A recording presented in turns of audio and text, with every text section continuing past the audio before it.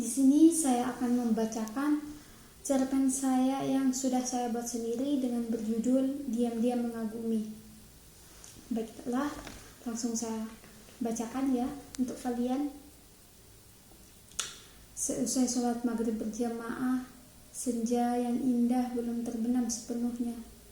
Beribu-ribu santri berlari dengan menggunakan sandal kayu yang nyaring bunyinya sampai menutup pintu surga. Sandal yang biasa digunakan oleh setiap santri yang biasa dinamakan dengan sandal baca.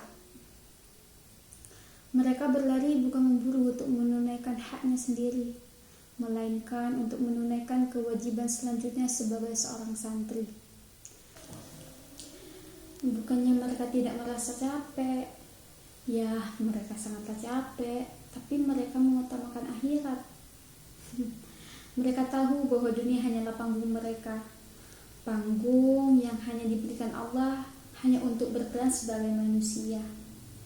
Allah menyiapkan panggung untuk semua makhluknya, untuk memerankan perannya masing-masing.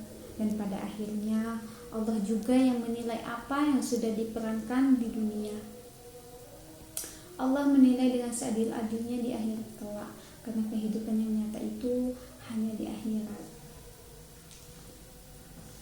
Di antara beribu-ribu santri itu ada seseorang yang kuharapkan dan yang kukagumi, yang selalu kudoakan di setiap doaku, yang selalu kupanjatkan kepada Allah.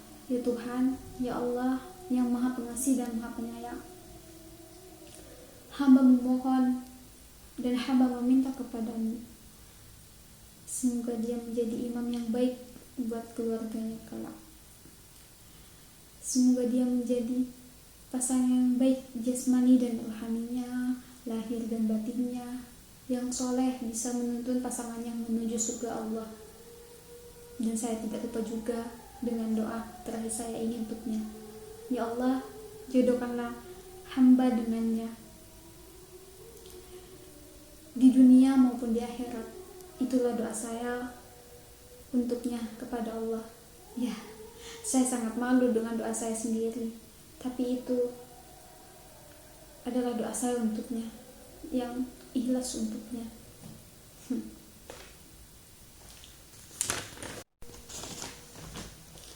Dia rela hidup mandiri, hidup jauh dari orang tua dan keluarganya.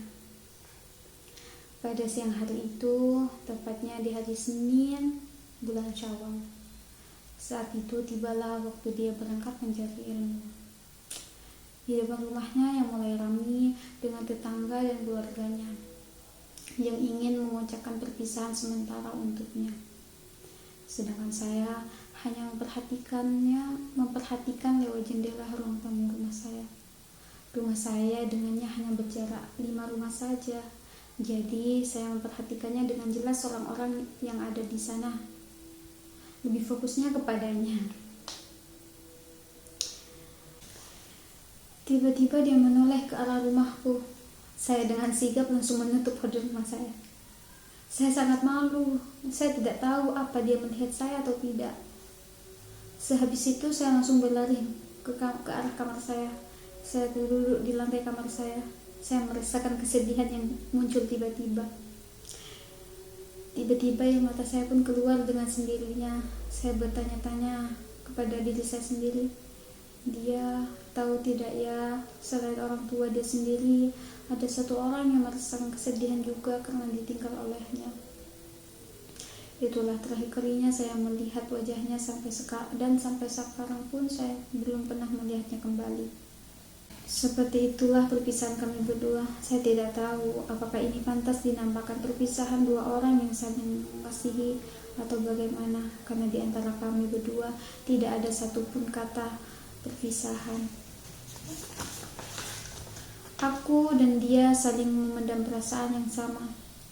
Dia tidak pernah mengetahui bahwa aku menaruh hati kepadanya. Begitupun dengan diriku.